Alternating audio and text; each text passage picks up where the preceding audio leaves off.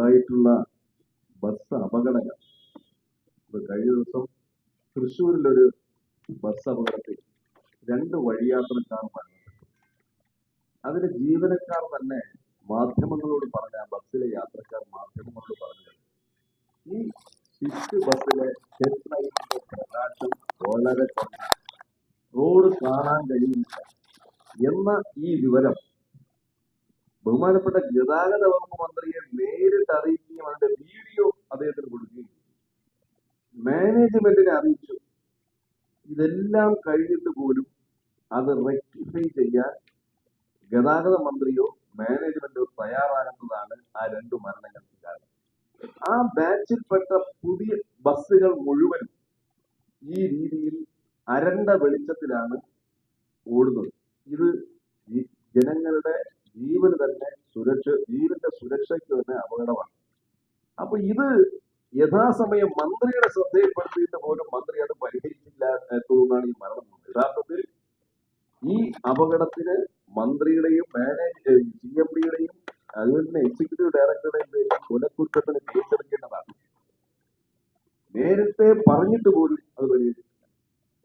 അതിനു മുമ്പ് 4 മരണം മാവേലിക്കരയിൽ നിന്ന് നമ്മുടെ തഞ്ചാവൂരിലേക്ക് തീർത്ഥയാത്ര പോയ ബസ് കൊക്കയിലേക്ക് പറഞ്ഞ് 4 മരണം. ആ ബസിന്റെ പഴക്കം 10 വർഷമാണ്. സാധാരണഗതിയിൽ ദീർഘദൂര റൂട്ടുകൾ UDF സർക്കാർ അധികാരത്തിൽ നിന്ന് പോകുന്നത് വരെ എല്ലാ ഗവൺമെന്റുകളുടെയും കാലത്ത് ദീർഘദൂര സർവീസുകൾ പുതിയ ബസ് എടുത്താൽ 5 വർഷം മാത്രമേ ദീർഘദൂര സർവീസുകൾ ഓടുകയുള്ളൂ. ബാക്കി 10 വർഷം ഓർഡിനറി ആയിട്ട് ഓടുകയാണ്. ഇപ്പോ ഈ 10 വർഷം കഴിഞ്ഞ ബസ്സുകൾ ഓടുകയാണ്. ആ ഡ്രൈവർ മാധ്യമങ്ങളോട് പറഞ്ഞത് ബ്രേക്ക് ചവിട്ടിയിട്ട് ബ്രേക്ക് കിട്ടുന്നില്ല, സ്പെയർ പാർട്സുകൾ കൃത്യമായി വാങ്ങിക്കൊടുക്കുന്നില്ല, ആവശ്യമുള്ള സ്പെയർ പാർട്സുകൾ വാങ്ങിക്കൊടുക്കുന്നില്ല. ഈ നിലയിലാണ് ഈ അപകടങ്ങൾ വരെ ഉണ്ടാക്കുന്ന തരത്തിലായിട്ട് പുതിയ ബസ്സുകൾ വാങ്ങുന്നില്ല. ഇവിടെ തന്നെ കോവിഡ് കാലത്ത് ഡോക്ക് ചെയ്തിട്ടുള്ള 2089 ബസ്സുകൾ ഇവർ സ്ക്രാപ്പ് ചെയ്തു. 2089 ബസ്സുകൾ. ആ സ്ക്രാപ്പ് ചെയ്തതിലൂടെ 39 കോടി രൂപയ്ക്കാണ് ഈ 2089 ബസ്സുകളും ഇവർ വിറ്റത്.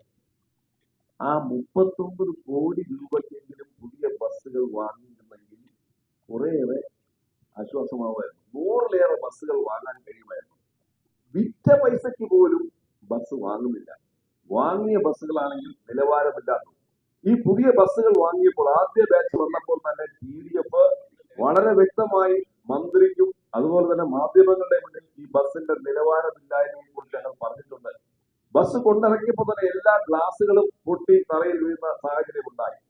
അതിനെക്കുറിച്ച് പറഞ്ഞിട്ടും അന്വേഷണം ഉണ്ടായിട്ടില്ല. ഇപ്പോ ആ ബസ്സിലും ഈ ലൈറ്റിന്റെ പ്രശ്നം ഉണ്ടായിരുന്നു. ആ ബസ്സിന്റെ കമ്പനി അത് റെക്ടിഫൈ ചെയ്തതിന് പകരം അത് മുഴുവനും റെക്ടിഫൈ ചെയ്യുന്നത് KSRTC ആണ്. ബസ് കമ്പനിക്ക് ഒന്നും ചെയ്തിട്ടില്ല. KSRTC അത് മുഴുവൻ റെക്ടിഫൈ ചെയ്തു. ഇപ്പോഴത്തെ ബസ്സിനും ആ കുഴപ്പമുണ്ട്.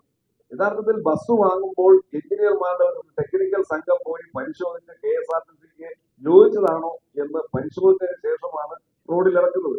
അങ്ങനെ ഇറക്കിയ ബസ്സുകളുടെ അവസ്ഥയാണിത്. അപ്പൊ ഇതിനെക്കുറിച്ച് ഈ ബസ്സുകളെ കുറിച്ച് ഞങ്ങൾ പറഞ്ഞ ആരോപണം ശരിവെക്കുന്നതിന് 2 ബസ്സുകളുടെ ഷാസി പൊട്ടി.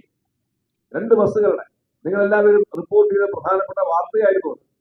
അത് കമ്പനിയെ കൊണ്ട് അത് പരിഹരിക്കും എന്ന് മന്ത്രി പറഞ്ഞിട്ട് ഇത് വെൽഡ് ചെയ്തിട്ടാണ് ഇപ്പോ ഓടുന്നത്. അങ്ങനെ ഓടാൻ പാടില്ല. ഷാസി പൊട്ടിക്കഴിഞ്ഞാൽ പുതിയ ബസ് ഷാസി വാങ്ങി വേണം ബസ് ഇറക്കാൻ. അത് ചെയ്തിട്ടില്ല. അപ്പോ ബസ്സിന്റെ നിലവാരമില്ലായ്മ അതിനകത്ത് വലിയ ക്രമക്കേട് ഉണ്ടായിട്ടുണ്ട്. ഇപ്പൊ ഏറ്റവും പുതിയതായിട്ട് മന്ത്രി മൂന്നാറിലേക്ക് ഒരു ഡബിൾ ഡെക്കർ ബസ് മുഴുവനും ഗ്ലാസ് ഇട്ട് ഇറക്കി. മൂന്നാറിലേക്ക് എന്ന് പറഞ്ഞ് ഇറക്കിയ ബസ് ഇപ്പൊ തിരുവനന്തപുരത്ത് ഓടുകയാണ്. നിങ്ങൾ നോക്കണം, തിരുവനന്തപുരത്ത് ആ ബസ് ഓടുകയാണ്.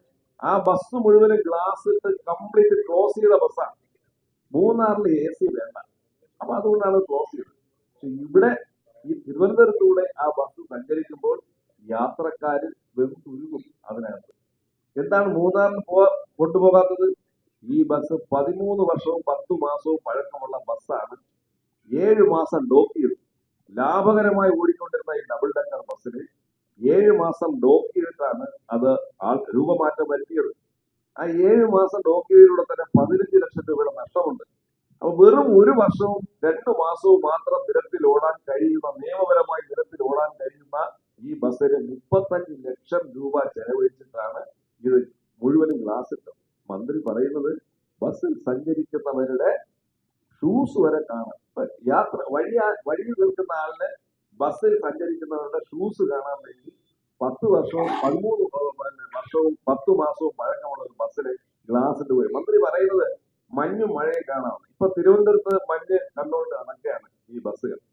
PF ഉള്ള പൈസ സ്വന്തം വീട് ജപ്തി നടപടിയിൽ നിൽക്കുമ്പോ PF ഒരു ലോൺ വേണമെന്ന് ആവശ്യപ്പെട്ടാൽ 1 ലക്ഷം രൂപ പോലും കൊടുക്കാത്ത KSRTC ആണ് 13 വർഷവും 10 മാസവും പഴക്കമുള്ള ബസ്സിനെ 35 ലക്ഷം രൂപ കൊടുത്ത് ആൾക്കാർ. ഇത് ദൂർത്താണ്.